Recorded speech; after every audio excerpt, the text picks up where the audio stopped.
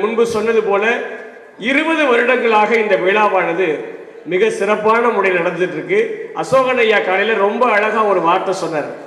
வள்ளலார் அவர்கள் ஏற்றி வைத்த ஒரு தீபம், அணையா தீபம் 100 வருடங்கள் 120 வருடங்களை கடந்து எரிஞ்சுக்கிட்டே இருக்கிறது மாதிரி நெல் ஜெயராமன் ஐயா அன்னைக்கு கொடுத்த அந்த கூழ் கஞ்சிக்கு ஏற்றி வச்சிருக்க தீபம் 20 வருஷம் கடந்து இன்னைக்கும் இத்தனை பேருடைய பசியை போக்கிக்கிட்டே இருக்குதுன்னு சொன்னா அதை நிறைவேற்றி இருக்கக்கூடிய பொறுப்பு இங்க வந்திருக்கக்கூடிய விவசாயிகளுக்கு தான். இன்னைக்கும் இப்பவும் கூட்டம் வரிசையில் நின்றுட்டு அந்த கூழை வாங்குறதுக்கும் அதை விருப்பமா சாப்பிட்றதுக்கும் விவசாயிகள் வந்து சாப்பிட்டுக்கிட்டே இருக்காங்க. அதை பார்க்க அவ்வளவு மகிழ்ச்சியா இருக்குன்னு சொன்னாங்க. உண்மைக்குமே இந்த நிகழ்வுல வந்திருக்கக்கூடிய உங்கள் அத்தனை பேருக்கும் நெஞ்சார்ந்த நன்றிகளை சொல்லி, இளைஞர்களுடைய பங்கு இந்த நிகழ்வுல பெரும்பான்மையா தேவை. அப்போ இளைஞர்கள் எப்படி இயற்கை விவசாயத்துல சாதிக்க முடியும் என்பதை பற்றி மிகச்சிறந்த உரை வழங்குவதற்கு செந்தில் அருண் பாண்டியன் அவர்களை உங்கள் பலத்த கரவொலியோடு இயற்கை விவசாயி இளைஞர் விவசாயி அவர்களை அன்போடு மேடைக்கு அழைக்கிறோம்.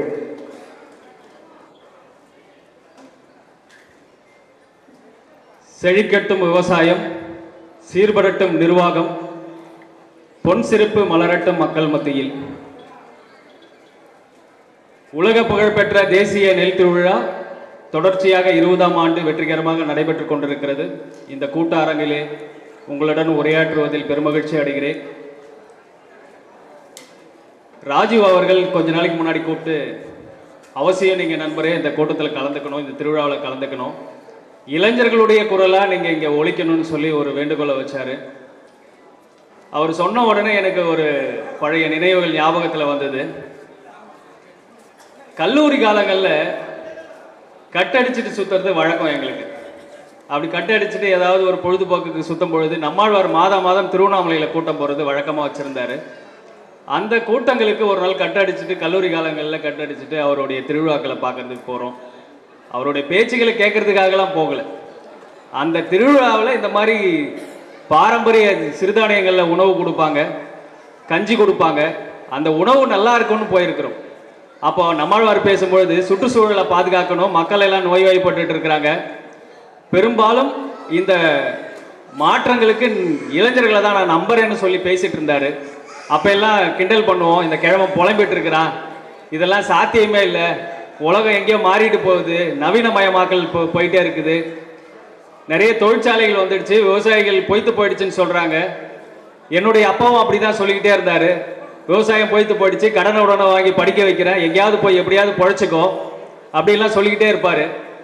அதுதான் எங்களுக்கு நினைவில் வந்துகிட்டே இருந்தது. என்னடா அது, இப்போ இந்த நவீன காலத்திலையும் இவர் வந்து இயற்கை விவசாயத்தை மீட்டெடுக்கணும்னு சொல்றாரு, அதுவும் இளைஞர்களால் தான் இது முடியும்னு சொல்றாரு, என்னெல்லாம் புலம்பிக்கிட்டே இருக்கிறாருன்னு சொல்லி கிண்டல் அடிப்போம்.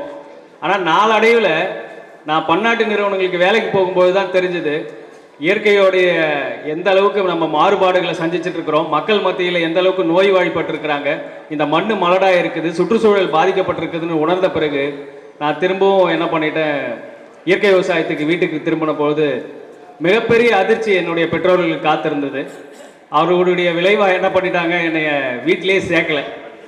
நான் உங்களை கடனை உடனப்பட்டு நான் உன்னை நிலத்தை வித்தாச்சு நான் படிக்க வச்சேன், நீ எங்கேயாவது போய் எப்படியாவது பொழைச்சிக்கோன்னு பார்த்தேன். ஆனால் திரும்பவும் இயற்கை விவசாயம் பண்ண போறேன்னு வந்திருக்கிறியே, விவசாயம் பண்ண போறதுனாலே எங்களால் முடியாதுன்னு சொல்லுவோம். நாங்களே விவசாயத்தில் குட்டிக்காரன் அடிக்கிறோம், கஜகாரன் அடிக்கிறோம், எதுவுமே விளைச்சல் வரல, விளைஞ்ச விளைச்சலுக்கு விலை இல்லை. ஆனால் நீ இயற்கை விவசாயம் பண்ண போறேன்னு வரையே, இந்த மண்ணை நீ கெடுக்க போற, விவசாயத்தை கெடுக்க போறேன்னுலாம் என்னை பேசினாங்க.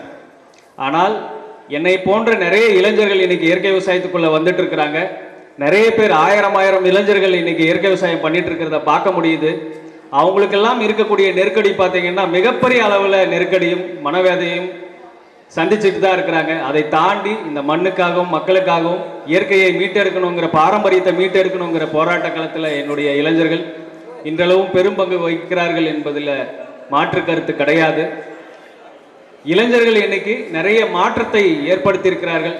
நம்மாழ்வார் என்ன சொன்னாரு, 1000 இளைஞர்களை நான் நம்மாழ்வாராக உருவாக்காம, நான் மாற்றத்தை பார்க்காம சாக மாட்டேன்னு சொன்னாரு.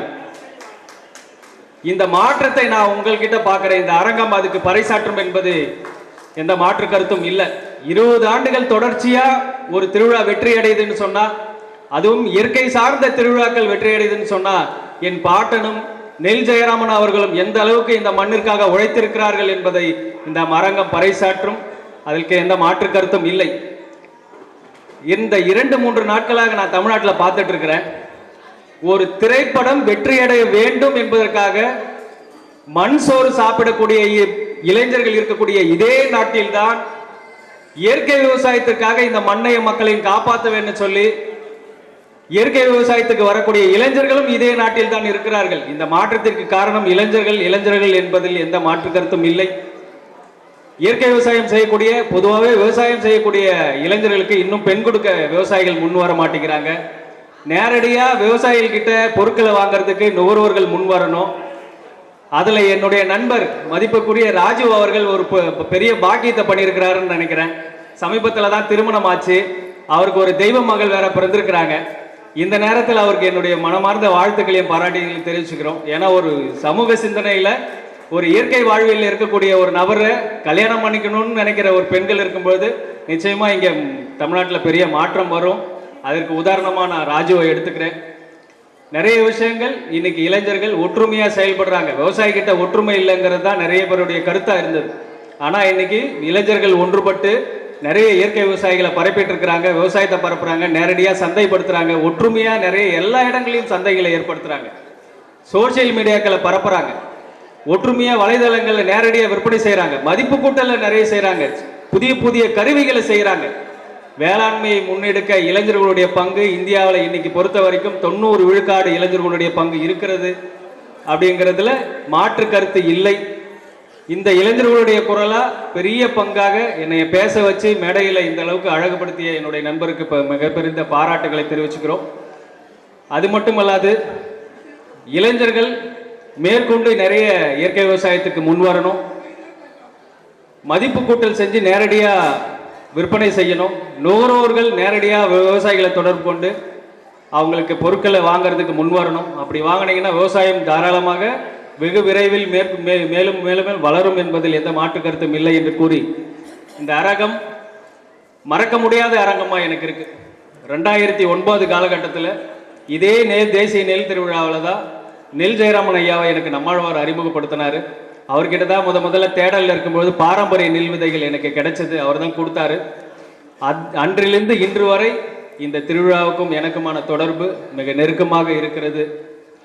என்னை மேடைக்கு அழைத்து அறிஞர் பெருமக்கள் எல்லாம் இங்கு இருக்கிறார்கள். இவர்களால் அரங்கிலே என்னை மேடை ஏற்றி இளைஞர்கள் குரலாக என்னை பேச வைத்த ராஜு அவர்களுக்கு நன்றியை தெரிவித்து, இளைஞர்கள் குரலாக நிச்சயமாக மேலும் மேலும் வாழ்நாள் முழுவதும் இயற்கைக்காக இந்த மக்களுக்காக என்னுடைய வேளாண்மையை அர்ப்பணிப்பேன் என்று சொல்லி பேசுவதற்கு வாய்ப்பு கொடுத்தமைக்கு நன்றி தெரிவிக்கிறேன். நன்றி, வணக்கம்.